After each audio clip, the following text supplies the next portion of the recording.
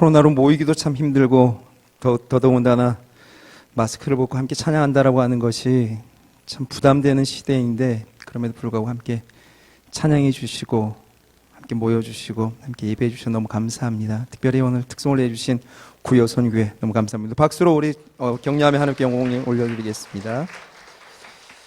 오늘 이 시간 함께 보신 하나님의 말씀은 출애굽기 1장 15절에서 21절까지 있는 말씀입니다. 출애굽기 1장 15절에서 21절 교독합니다. 제가 먼저 보겠습니다. 애굽 왕이 히브리 산파 십부라라 하는 자와 부하라 하는 자에게 일러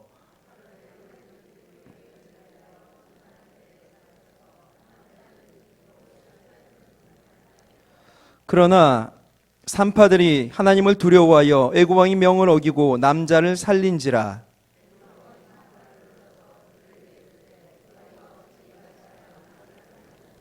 산파가 바로에게 대답하되 히브리 여인은 애굽 여인과 같지 아니하고 건장하여 산파가 그들에게 이르기 전에 해산하였더이다 하매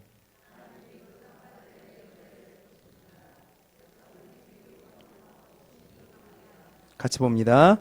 산파는 하나님을 경외하였으므로 하나님이 그들의 집을 왕성케 하신지라.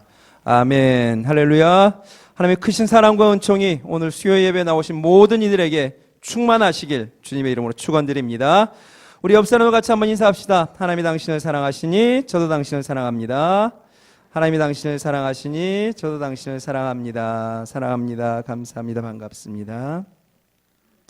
우리 출애굽기 1장 15절에서 21절 말씀을 통하여 하나님을 두려워하니 하나님이 왕성케 하신다. 하나님을 두려워하니 하나님이 왕성케 하신다라는 제목으로 하나님 말씀 전하도록 하겠습니다. 여러분은 여러분의 인생에 가장 두려운 것이 무엇입니까? 암입니까? 치매, 죽음입니까? 실직입니까? 가난입니까? 전쟁과 테러입니까? 자녀 문제입니까? 코로나 사태가 시작되었을 때 처음 나왔던 보도는 대부분 그런 내용이었습니다. 너무 두려워할 것 없다. 바이러스 질환이니까 감기처럼 지나갈 것이다. 사스나 메르스처럼 기운이 올라가면 사그라들 것이다. 그러나 지금 전 세계 누적 확진자는 설교를 준비할 때가 6월 28일 정도였는데 그때가 987만 명 정도였습니다. 아까 올라오기 전에 바로 살펴보았더니 지금은 1000만 명이 넘었습니다. 사망자는 49만 6천 명 올라오다 보니까 50만 명이 넘었습니다. 정확하게 말씀드리면 전 세계 사망자는 50만 3,739명입니다. 우리나라 12,715명은 주일 숫자이고요. 실제로 지금은 12,850명입니다. 현재 국내에서도 조용한 전파가 계속 일어나고 있고 수도권은 그래서 초긴장입니다. 괜찮겠지 믿었던 모든 곳에서 사건이 터지고 있습니다. 요즘은 또 교회가 많은 사람들의 문매를 맞고 있습니다. 울산은 거의 청정 지역이지만 혹 타지로 다녀올 일이 생기면 스쳐 지나가는 모든 사람들이 의심스럽습니다. 심지어 마스크가 없으면 두렵기까지 합니다. 요즘은 재채기나 기침만 해도 모든 이들이 경계합니다. 지하철을 타서 기침을 하면 홍해가 열리는 기적도 경험할 수 있습니다. 여러분 혹시 다들 마스크는 쓰고 있지만 옆에 계신 분이 두렵진 않으십니까? 두려움, 이 두려움이라고 하는 것은 어떤 대상을 무서워하여 마음이 불안한 감정을 말합니다. 두려움에는 기본적으로 5가지 요소가 있습니다. 다른 거의 모든 두려움은 이 5가지 요소들의 조합이라 말할 수 있습니다. 첫 번째로는 소멸입니다. 자기의 존재가 사라지는 것에 대한 두려움이죠. 누구나 다 이런 두려움이 있습니다. 대표적인 증상으로는 고소공포증이 있죠. 실제로 이 죽음이라고 하는 것은 이 소멸보단 작은 개념입니다. 죽음보다 더 큰 근본적인 불안감, 바로 이 두려움과 관련이 있습니다. 두 번째는 절단에 대한 두려움이 있습니다. 신체의 부분을 잃을 것 같은 두려움이죠. 자기 자신의 어떤 부분이 다른 존재에 의하여 해를 입을지도 모른다라고 하는 두려움이죠. 우리가 징그러운 짐승들, 곤충이나 거미나 뱀이나 이런 것들이 다가올 때 두려운 이유가 바로 이 절단에 관련되어 있는 두려움의 내용입니다. 세 번째는 자유의 상실입니다. 움직일 수 없거나 마비되거나 제한되거나 갇히거나 덫에 빠지는 것, 묻히는 것, 모든 게 두렵지 않습니까?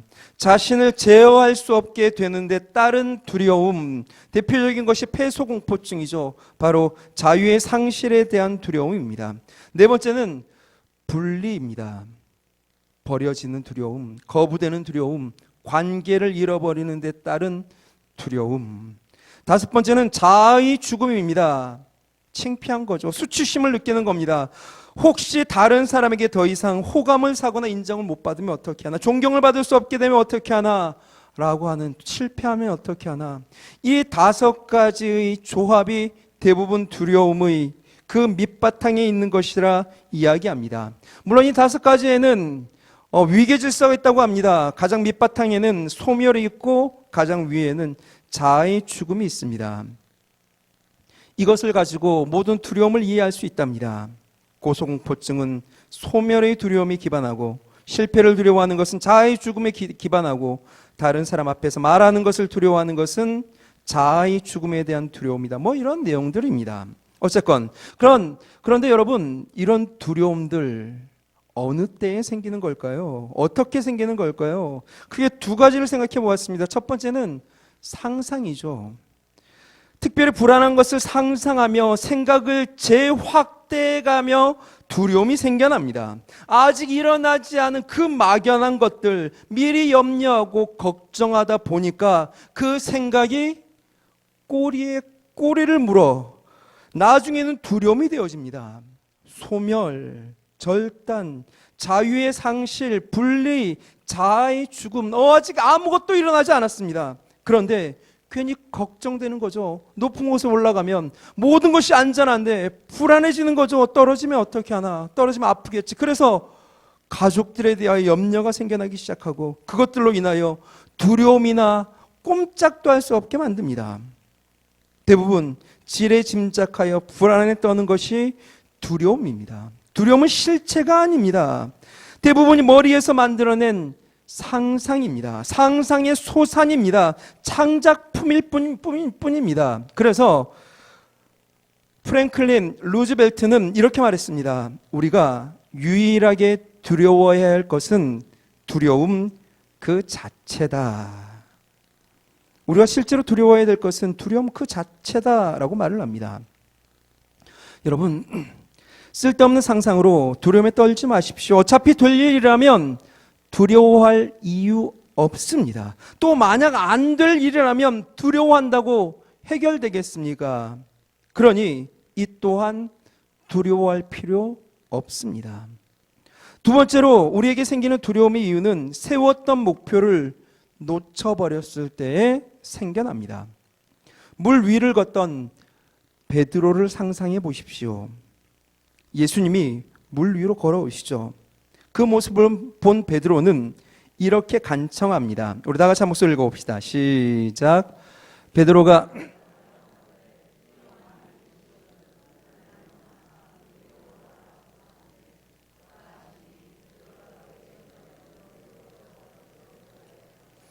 아멘. 베드로,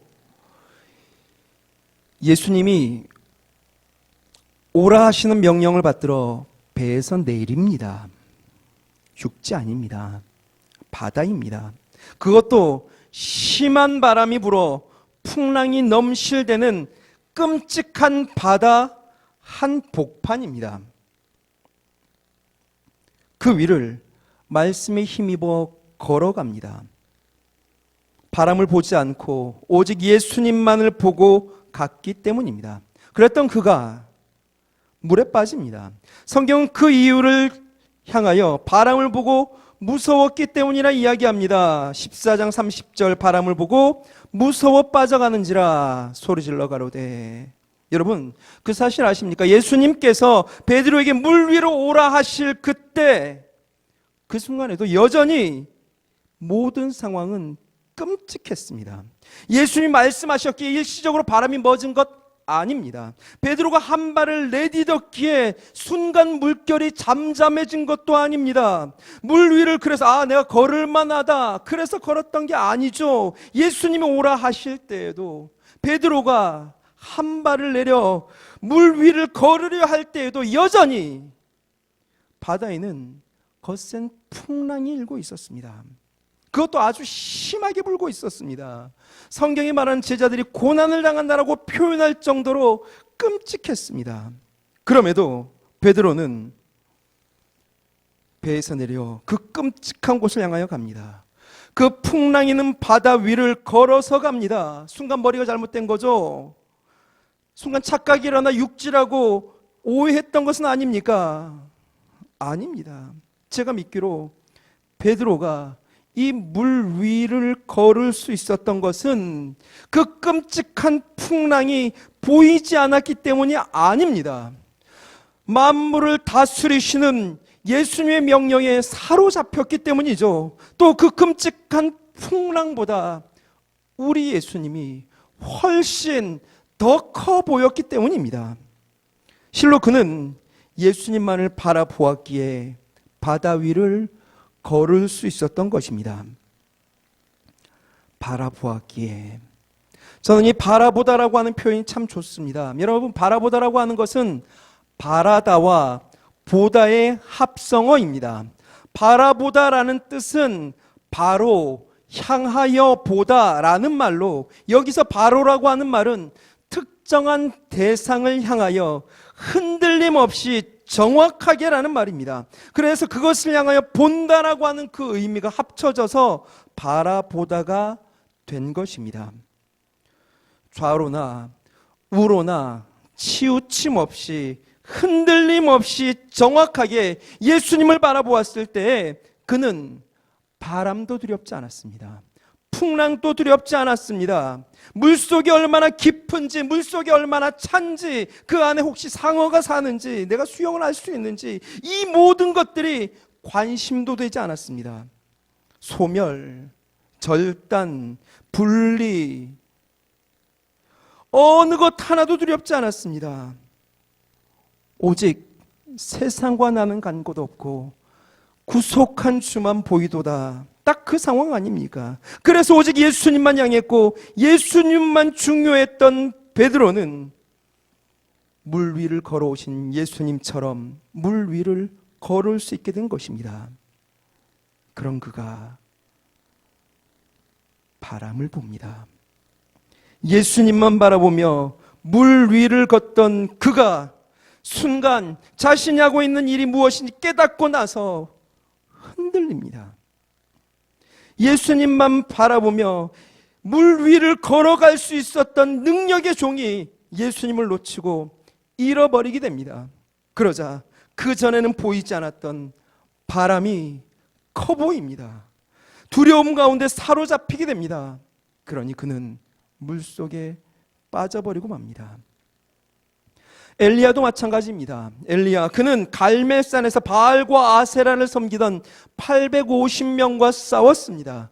850대 1입니다. 얼마나 두렵고 떨리는 숫자입니까? 그렇지만 엘리야, 그가 하나님의 영광에 사로잡히게 되자 이 850명과 맞짱 뜰 작정을 합니다. 이스라엘 전국을 다스리는 아합 왕에게 찾아가서 말도 안 되는 싸움을 겁니다.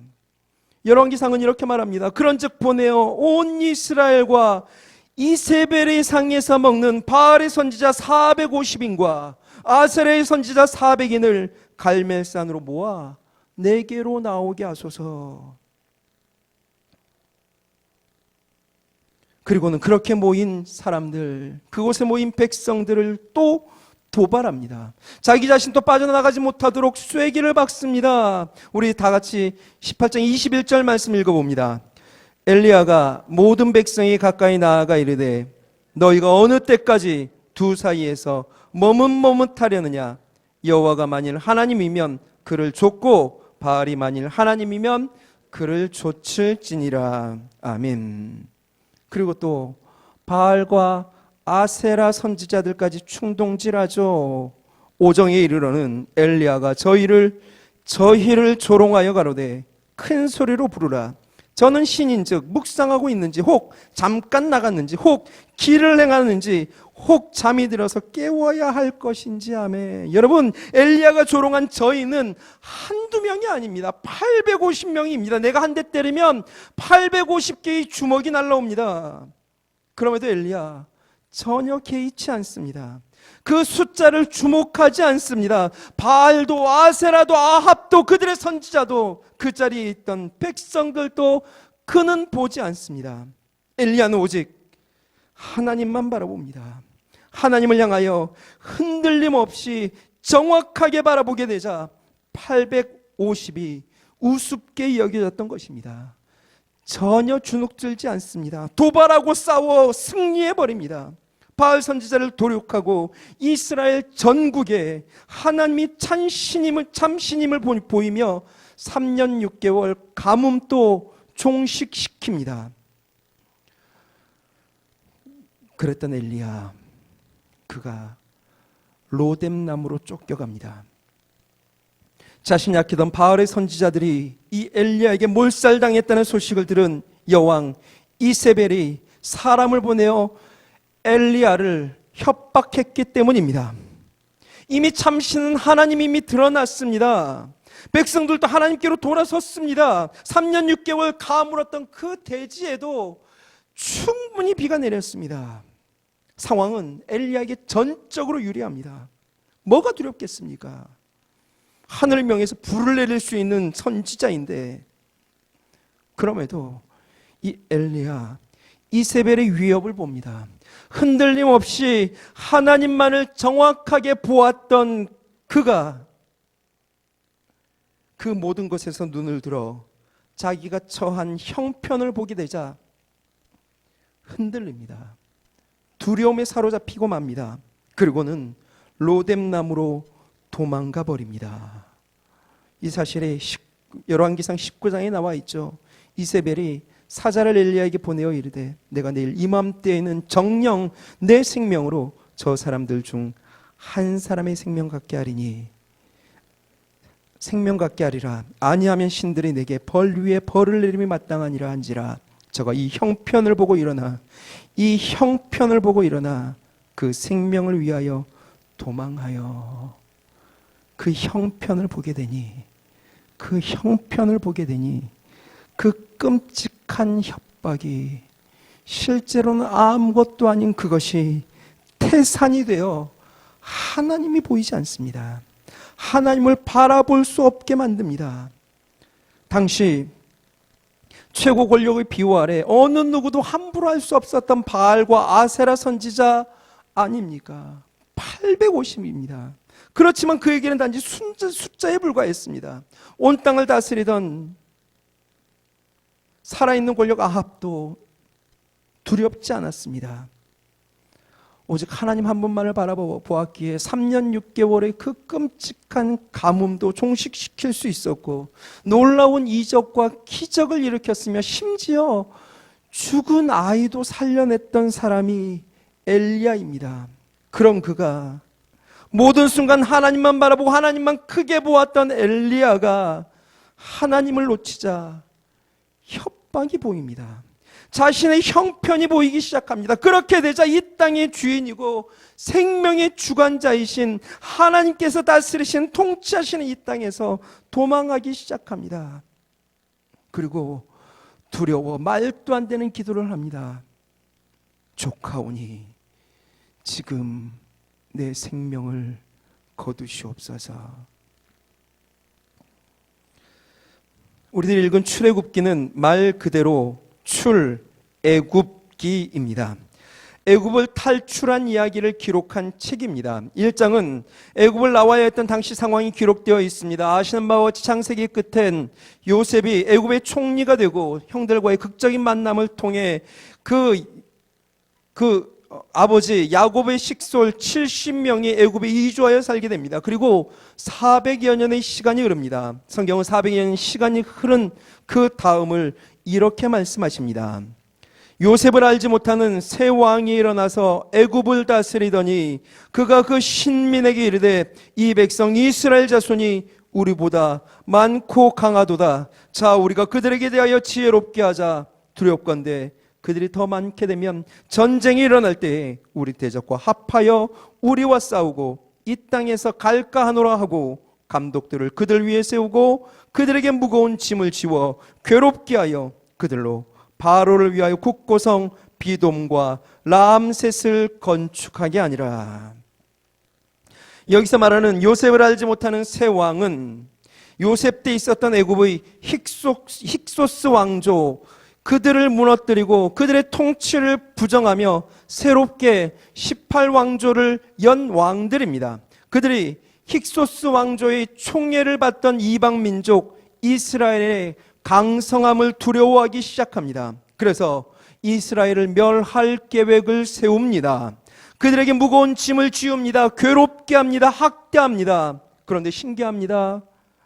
출애굽기 1장 12절은 그들이 그러나 학대를 받을수록 더욱 번식하고 창성하였다라고 이야기합니다. 이렇게 되자 애굽 왕은 2차 말살 계획을 세웁니다.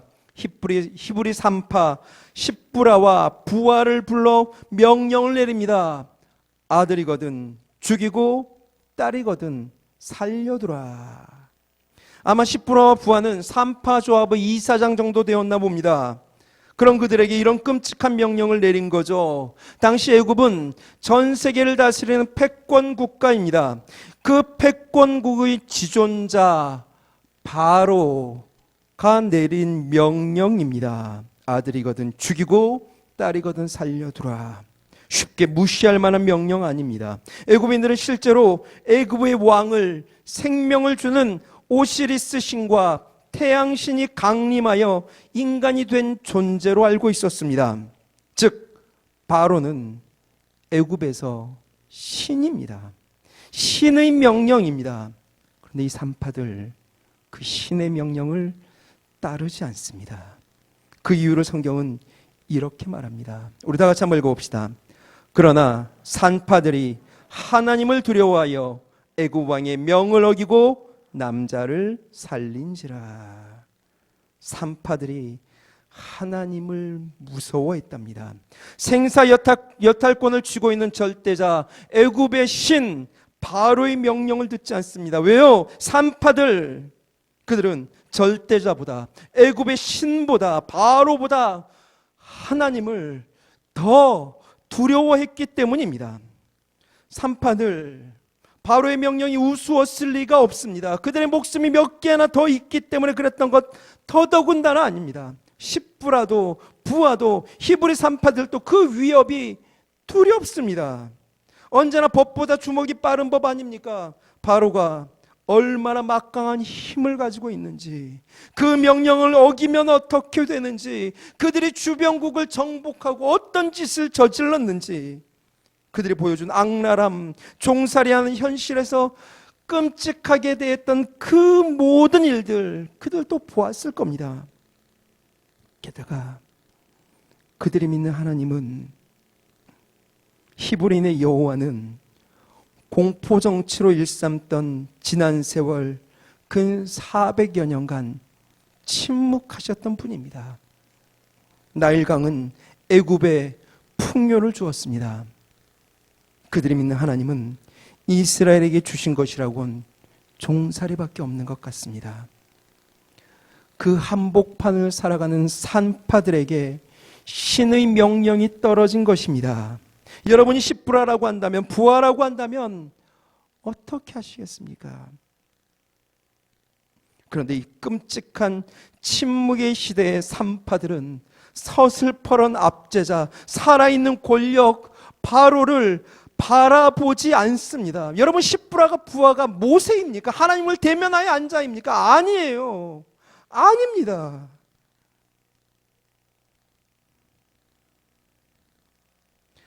그럼에도 그들은 종살이나 허락한 여호와 하나님만을 흔들림 없이 정확하게 바라봅니다. 대단합니다. 이런 일이 어떻게 가능했답니까? 산파들이 하나님을 두려워했기 때문입니다. 바로가 무섭지 않은 것이 아니라 바로보다 하나님이 더욱더 두려웠기 때문입니다. 왜 두려웠을까요? 이 산파들은 하나님이 누구인지 정확하게 알고 있었기 때문입니다.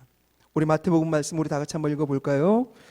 몸은 죽여도 영혼은 능히 죽이지 못하는 자들을 두려워하지 말고 오직 몸과 영혼을 능히 지옥에 멸하시는 자를 두려워하라. 하나님 창조자이십니다. 바로의 생명까지 쥐고 계신 만물의 주관자이십니다. 자신들의 영혼을 지키시고 천대까지도 복을 내리실 수 있는 분입니다. 이 사실을 산파들은 정확하게 알고 믿었기에 지금 그들이 누구를 더 두려워해야 하는지 그 선택에 흔들림이 없었던 것입니다. 그리고 그 모습을 귀하게 보신 하나님께서 이렇게 역사하시죠. 우리 1장 21절 말씀 또 읽어봅니다. 산파는 하나님을 경외하였으므로 하나님이 그들의 집을 왕성케 하신지라. 아멘. 하나님을 두려워하니 하나님이 저들의 집을 왕성케 하셨습니다. 하나님을 두려워하는 사람은 세상을 두려워할 이유 없습니다. 그러나 하나님을 두려워하지 않는 사람은 모든 것을 두려워합니다. 사탄은 그래서 우리를 늘 흔들어 놓는 데 집중합니다. 권력으로 흔들어 놓습니다. 명예로 흔듭니다. 돈으로, 관계로 흔듭니다. 그것 없으면 죽을 것 같이 우리를 몰아붙입니다. 그리고 그것 때문에 끝장났다고 생각하게 만듭니다. 꼬리에 꼬리를 물고 상상하게 만듭니다. 하나님을 그래서 놓치게 만듭니다. 그런데 여러분, 그런 것 없어도 사는데 아무 지장 없습니다. 물론 불편할 수 있지만 그것들이 우리 집안을 왕성케 하지 못합니다. 돈도 명예도 직장도 친구도 아닙니다. 오직 하나님만 우리를 왕성케 하실 수 있습니다. 여러분, 하나님을 어떤 분이라 믿으십니까? 이사야 45장은 이렇게 말합니다. 우리 다 같이 한번 읽어봅니다. 나는 빛도 짓고 어둠도 창조하며 나는 평안도 짓고 환난도 창조하나니 나는 여호와라. 이 모든 일을 행하는 자니라 하였노라. 아멘. 하나님은 이 땅을 창조하셨습니다. 빛도 짓고 어둠도 짓고 평안도 짓고 환난도 창조하신 분이십니다. 그 모든 것을 또한 주관하시는 분이십니다. 그 하나님이 우리도 창조하셨습니다. 그런데 실제로 우리 인생은 종이장 같은 인생 아닙니까? 얼마나 약한지, 얼마나 부족한지. 베드로처럼 한때는 물 위를 걷는 인생이었고 한때는 엘리야처럼 놀라운 역사를 일으키는 사람이었지만 돌아서면 그 바람도 풍랑도 잔잔케 하실 3년 6개월 그 끔찍한 가문도 쉽게 끝내실 그분을 너무나 쉽게 잃어버리고 살아가지 않습니까? 그래서 바람을, 상황을 하나님보다 더 크게 보고 넘어지는 것이 우리들 아닙니까? 실로 종이 같은 인생입니다. 종이 한 장 힘을 안 줘도 어린아이라도 찢어버립니다. 그것이 우리들입니다. 그렇지만 여러분, 이 종이가 강해질 수 있습니다. 어느 누구에도 쉽게 안 찢어질 수도 있습니다. 강한 벽에 딱 붙어 있으면 떼어내기도 찢기도 얼마나 어려운지 모릅니다. 복음은, 성경은, 믿음은, 신앙을 이 사실을 우리에게 가르쳐 줍니다. 종이장처럼 아무것도 아닌 존재를 사랑하셔서 하늘 보좌를 버리시고 이 땅에 오신 분이 계십니다. 자신의 몸을 찢어 생명으로 하늘 가는 길을 여시고 친히 우리를 십자가에 당신의 보혈로 도배해 주신 분이 계십니다. 하여 혼자면 아무것도 아니지만 십자가에 도배된 우리는 그리스도의 생명값이 붙어 강합니다. 어느 누구도 해할 수 없습니다.